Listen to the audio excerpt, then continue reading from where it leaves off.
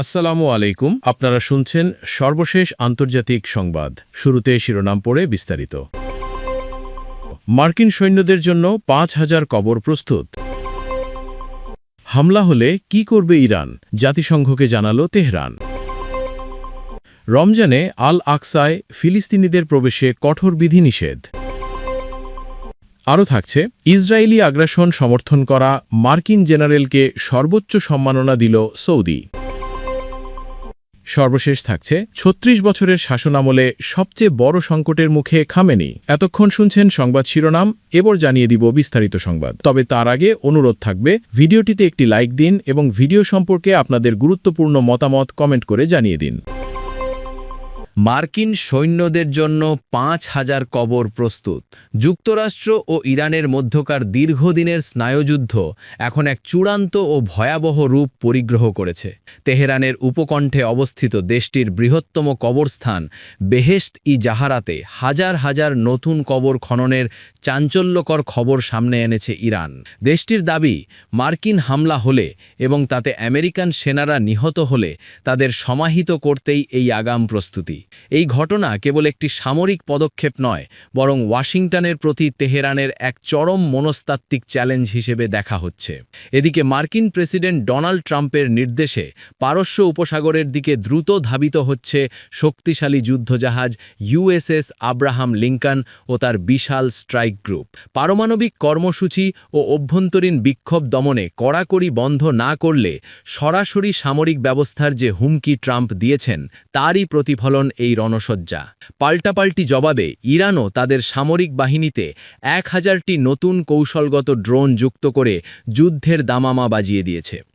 একদিকে তেহরানের রহস্যময় বিস্ফোরণ, অন্যদিকে মার্কিন রণতরীর গর্জন।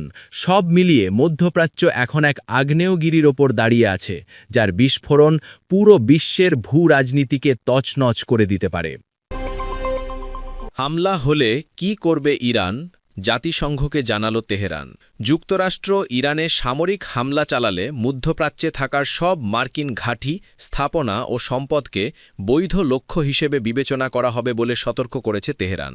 এ অবস্থান জানিয়ে জাতিসংঘ মহাসচিব আন্তোনিও গুতেরেস ও নিরাপত্তা পরিষদের সভাপতির কাছে আনুষ্ঠানিক চিঠি পাঠিয়েছে ইরান। বৃহস্পতিবার ১৯ ফেব্রুয়ারি পাঠানো ওই চিঠিতে জাতিসংঘে ইরানের স্থায়ী প্রতিনিধি আমির সায়েদ ইরভানি বলেন, যুক্তরাষ্ট্রের সাম্প্রতিক বক্তব্য ও সামরিক তৎপরতা আঞ্চলিক স্থিতিশীলতার জন্য হুমকি তৈরি করছে। চিঠিতে উল্লেখ করা হয়, মার্কিন প্রেসিডেন্ট ডোনাল্ড ট্রাম্প মধ্যপ্রাচ্যে যুদ্ধজাহাজ, যুদ্ধবিমান সহ বিভিন্ন সামরিক সরঞ্জাম মোতায়েন করেছেন। ওয়াশিংটনের দাবি, ইরান যাতে পারমাণবিক বোমা তৈরি করতে না পারে সে লক্ষ্যেই এই চাপ। তবে তেহরান বরাবরই বলে আসছে, তাদের পারমাণবিক কর্মসূচি শান্তিপূর্ণ। ইরানের রাষ্ট্রদূত লেখেন, ট্রাম্পের যুদ্ধাংদেহী বক্তব্য সামরিক আগ্রাসনের বাস্তব ঝুঁকি বাড়ায় এবং এর পরিণতি ভয়াবহ হতে পারে। তিনি বলেন, এটি শুধু আঞ্চলিক নয়, আন্তর্জাতিক শান্তি ও নিরাপত্তার জন্য গুরুতর হুমকি। জাতিসংঘ নিরাপত্তা পরিষদের প্রতি আহ্বান জানিয়ে ইরান বলেছে, যুক্তরাষ্ট্র যেন অবিলম্বে শক্তি ব্যবহারের বেআইনি হুমকি বন্ধ করে তা নিশ্চিত করতে হবে। একই সঙ্গে তেহরান জানায়, তারা এখনও কূটনৈতিক সমাধানে প্রতিশ্রুতবদ্ধ এবং পারস্পরিকতার ভিত্তিতে তাদের শান্তিপূর্ণ পারমাণবিক কর্মসূচি ঘিরে থাকা অস্পষ্টতা দূর করতে প্রস্তুত।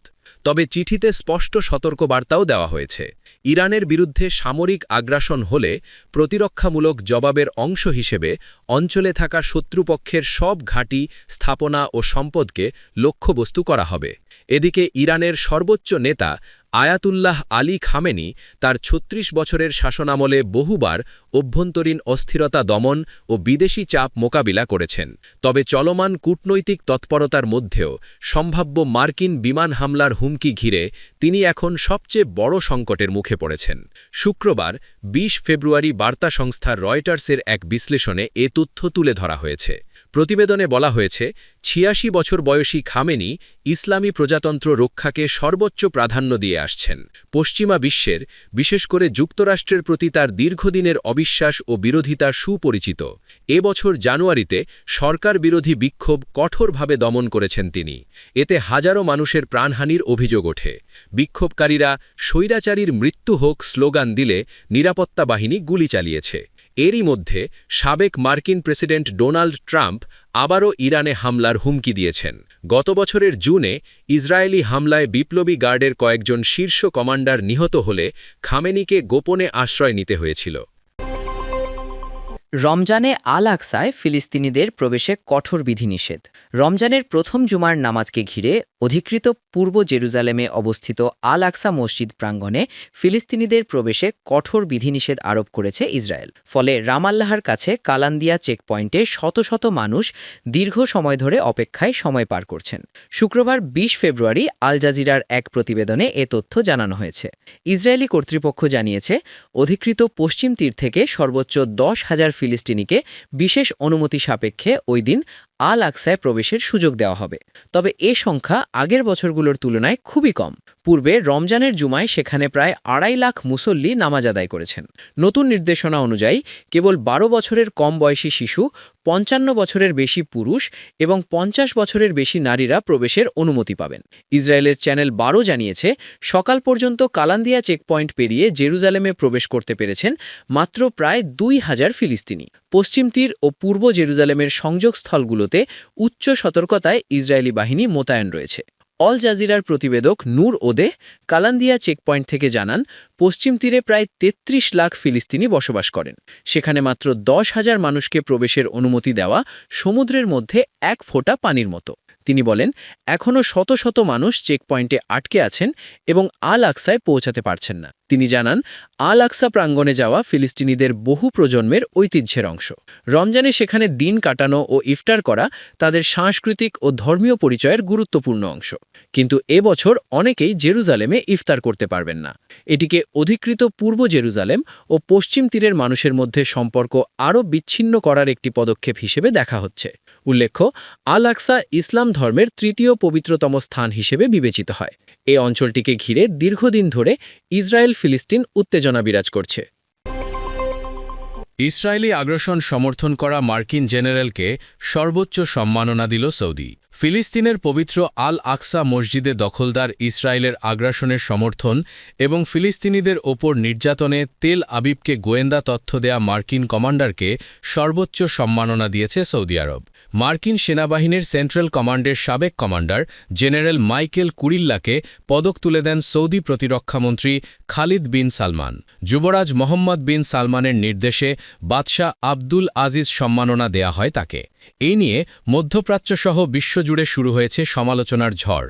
যুক্তরাষ্ট্রের সেনাবাহিনীর অবসরপ্রাপ্ত কর্মকর্তা জেনারেল মাইকেল কুরিল্লা ২০২২ সালে সেন্ট্রাল কমান্ডের দায়িত্ব নেন। এরপর তার কমান্ডে মধ্যপ্রাচ্যের বিভিন্ন দেশে নির্বিচার হামলা হয়েছে। এতে বহু বেসামরিক মানুষ নিহত হয়েছেন। পবিত্র আল আকসা মসজিদে দখলদার ইসরায়েলের আগ্রাসনকে সমর্থন দিয়েছিলেন তিনি। ফিলিস্তিনিদের ওপর দমন নিপীড়ন চালাতে ইসরায়েলিদের গোয়েন্দা তথ্যও দিতেন মাইকেল কুরিল্লা। স্থানীয় সময় বৃহস্পতিবার ১৯ ফেব্রুয়ারি এমন বিতর্কিত একজনকে সৌদি আরবের অন্যতম সর্বোচ্চ সামরিক ও বেসামরিক সম্মাননা হিসেবে বিবেচনা করা বাদশাহ আব্দুল আজিজ মেডেল দেয়া হয়। যুবরাজ মোহাম্মদ বিন সালমানের নির্দেশে তাকে মেডেল তুলে দেন দেশটির প্রতিরক্ষামন্ত্রী খালিদ বিন ওয়ালিদ। জেনারেল কুরিল্লাকে দেশটির সর্বোচ্চ সম্মাননা দেয়ায় সৌদি আরবের অবস্থান প্রশ্নের মুখে পড়েছে। বিশেষ করে যুবরাজের নাম কুখ্যাত যৌন অপরাধী এপস্টেইনের ফাইলে আসার কয়েকদিন পরই এই ঘটনা ঘিরে শুরু হয়েছে সমালোচনার ঝড়। কারণ গাজায় দখলদার ইসরায়েলের বর্বরতার কারণে গত বছর দুর্ভিক্ষ দেখা দেয়। ওই সময় মার্কিন কংগ্রেসে মাইকেল কুরিল্লা দাঁড়িয়ে বলেন, গাজায় যাই হোক, তাদের মূল প্রাধান্য বিষয় হল হামাসকে নির্মূল করা। এছাড়া ২০২২ সালে দায়িত্ব নেওয়ার পর তিনি সিরিয়ার আল হোল শরণার্থী ক্যাম্প পরিদর্শনে গিয়েছিলেন। তিনি ওই সময় মন্তব্য করেছিলেন, এটি টাইম বোমা। যদি ক্যাম্পের মানুষকে পুনর্বাসন না করা হয় তাহলে ভবিষ্যতে এখান থেকে আইএস যোদ্ধা তৈরি হবে। এর মাধ্যমে ওই শিবিরে থাকা মুসলমান শিশুদের তিনি ভবিষ্যৎ সন্ত্রাসী হিসেবে অভিহিত করেছিলেন। যদিও জেনারেল কুরিল্লাকে পদক তুলে দেওয়ার মতো দ্বিচারিতা সৌদি প্রশাসনই প্রথম করেনি। এর আগে গেল বছর পাকিস্তানও তাকে নিশান-ই ইমতিয়াজ নামে সামরিক পুরস্কারে ভূষিত করেছিল। ৩৬ বছরের শাসনামলে সবচেয়ে বড় সংকটের মুখে খামেনি। ইরানের সর্বোচ্চ নেতা আয়াতুল্লাহ আলী খামেনি তার ৩৬ বছরের শাসনামলে বহুবার অভ্যন্তরীণ অস্থিরতা দমন ও বিদেশি চাপ মোকাবিলা করেছেন। তবে চলমান কূটনৈতিক তৎপরতার মধ্যেও সম্ভাব্য মার্কিন বিমান হামলার হুমকি ঘিরে তিনি এখন সবচেয়ে বড় সংকটের মুখে পড়েছেন। শুক্রবার ২০ ফেব্রুয়ারি বার্তা সংস্থা রয়টার্সের এক বিশ্লেষণে এ তথ্য তুলে ধরা হয়েছে। প্রতিবেদনে বলা হয়েছে, ৮৬ বছর বয়সী খামেনি ইসলামী প্রজাতন্ত্র রক্ষাকে সর্বোচ্চ অগ্রাধিকার দিয়ে আসছেন। পশ্চিমা বিশ্বের, বিশেষ করে যুক্তরাষ্ট্রের প্রতি তার দীর্ঘদিনের অবিশ্বাস ও বিরোধিতা সুপরিচিত। এবছর জানুয়ারিতে সরকার বিরোধী বিক্ষোভ কঠোরভাবে দমন করেছেন তিনি। এতে হাজারো মানুষের প্রাণহানির অভিযোগ ওঠে। বিক্ষোভকারীরা স্বৈর শাসকের মৃত্যু হোক স্লোগান দিলে নিরাপত্তা বাহিনী গুলি চালিয়েছে। এরই মধ্যে সাবেক মার্কিন প্রেসিডেন্ট ডোনাল্ড ট্রাম্প আবারও ইরানে হামলার হুমকি দিয়েছেন। গত বছরের জুনে ইসরায়েলি হামলায় বিপ্লবী গার্ডের কয়েকজন শীর্ষ কমান্ডার নিহত হলে খামেনিকে গোপনে আশ্রয় নিতে হয়েছিল। ২০২৩ সালের ৭ অক্টোবর ইসরায়েলে হামলা চালায় ইরান সমর্থিত ফিলিস্তিনি গোষ্ঠী হামাস। ওই হামলার জেরে গাজায় যুদ্ধ শুরু হয় এবং ইসরায়েল ইরানের আঞ্চলিক মিত্রদের ওপর হামলা জোরদার করে। লেবাননে হিজবুল্লাহ দুর্বল হয়ে পড়ে এবং সিরিয়ায় প্রেসিডেন্ট বাশার আল আসাদ ক্ষমতাচ্যুত হন। ফলে মধ্যপ্রাচ্যে তেহরানের প্রভাব কমে যায়। বর্তমানে যুক্তরাষ্ট্র ইরানের ব্যালিস্টিক ক্ষেপণাস্ত্র কর্মসূচি পরিত্যাগের দাবি জানিয়ে আসছে। তেহরান বলছে তাদের পারমাণবিক কর্মসূচি বেসামরিক উদ্দেশ্যে। তবে পশ্চিমা দেশ ও ইসরায়েলের মতে এটি পারমাণবিক অস্ত্র তৈরির পথ খুলে দিতে পারে। এছাড়া খামেনি ক্ষেপণাস্ত্র নিয়ে আলোচনা করতেও অস্বীকৃতি জানিয়েছেন। এর ফলে পরিস্থিতি আরও উত্তপ্ত হওয়ার আশঙ্কা তৈরি হয়েছে। ১৯৮৯ সাল থেকে ইরানের সর্বোচ্চ নেতা হিসাবে দায়িত্ব পালন করছেন খামেনি। সরকার, সামরিক বাহিনী ও বিচার বিভাগের উপর তার চূড়ান্ত কর্তৃত্ব রয়েছে। নির্বাচিত সরকার দৈনন্দিন প্রশাসন চালালেও যুক্তরাষ্ট্রসহ গুরুত্বপূর্ণ নীতিগত সিদ্ধান্ত তার অনুমোদন ছাড়া হয় না। শুরুতে অনেকেই তাকে দুর্বল নেতা মনে করতেন। ইসলামী প্রজাতন্ত্রের প্রতিষ্ঠাতা রুহুল্লাহ খামেনির মতো ধর্মীয় মর্যাদা তার ছিল না। তবে সময়ের সঙ্গে সঙ্গে তিনি বিপ্লবী নিরাপত্তা কাঠামোকে নিজের অনুগত করে ক্ষমতা সুসংহত করেন। ২০১৩ সালে তিনি বীরত্বপূর্ণ নমনীয়তা ধারণা তুলে ধরেন। এটির মূল লক্ষ্য কৌশলগত সমঝোতার মাধ্যমে দীর্ঘমেয়াদী লক্ষ্য অর্জন। এরই অংশ হিসেবে ২০১৫ সালে বিশ্ব শক্তিগুলোর সঙ্গে পারমাণবিক চুক্তিতে তিনি সমর্থন দেন। তবে ২০১৮ সালে ট্রাম্প প্রশাসন সেই চুক্তি থেকে সরে এসে ইরানের ওপর কঠোর নিষেধাজ্ঞা পুনর্বহাল করে। খামেনির ক্ষমতার মূল ভরকেন্দ্র ইরানের বিপ্লবী গার্ড বাহিনী আইআরজিসি ও স্বেচ্ছাসেবী আধা প্যারামিলিটারি বাহিনী বাসিজ। ২০০৯ সালের বিতর্কিত নির্বাচনের পর বিক্ষোভ দমন, ২০২২ সালে মাহাসা আমিনির মৃত্যুকে ঘিরে আন্দোলন দমন এবং সাম্প্রতিক জানুয়ারির বিক্ষোভ দমনে এ বাহিনীগুলো গুরুত্বপূর্ণ ভূমিকা রাখে। তার প্রভাবের আরেকটি উৎস হল সেতাদ নামে পরিচিত আধা রাষ্ট্রীয় আর্থিক সাম্রাজ্য। এটি সরাসরি তার নিয়ন্ত্রণে এবং বিপুল অর্থনৈতিক সম্পদের মালিক।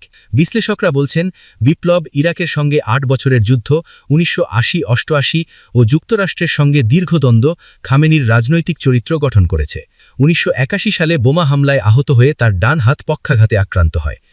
শাসনামলে রাজনৈতিক কর্মকাণ্ডের কারণে কারাবরণও করেন তিনি। সময়ের প্রবাহে একসময়ের তুলনামূলক দুর্বল নেতা আজ ইরানের ক্ষমতার সর্বোচ্চ প্রতীকে পরিণত হয়েছেন। তবে অর্থনৈতিক সংকট, আন্তর্জাতিক চাপ এবং সম্ভাব্য সামরিক সংঘাত তার শাসনের ভবিষ্যৎ এখন এক অনিশ্চিত মোড়ে দাঁড় করিয়েছে।